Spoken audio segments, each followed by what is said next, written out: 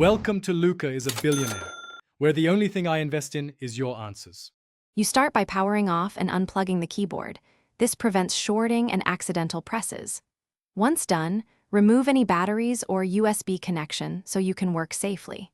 Use a small Phillips and a flat pry tool to open keycaps or the keyboard casing. This exposes the stabilizer and switch. Make sure to photograph the layout and orientation now so you don't misplace parts later. You're now ready to access the space key assembly and identify whether you'll replace a keycap, stabilizer, or the switch itself. Now you remove the spacebar keycap and stabilizer.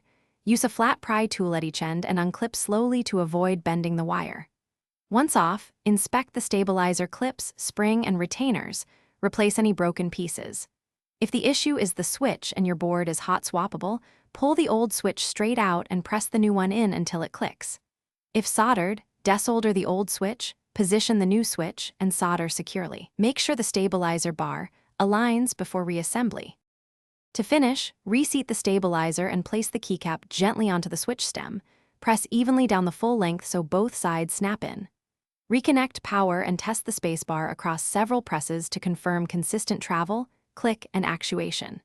If you feel binding or no response, make sure the stabilizer wires are correctly hooked into their clips, the spring is seated, and the switch orientation is correct.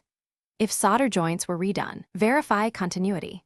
That single troubleshooting check usually resolves remaining issues. Thanks for watching and please subscribe. It's the best investment you'll ever make.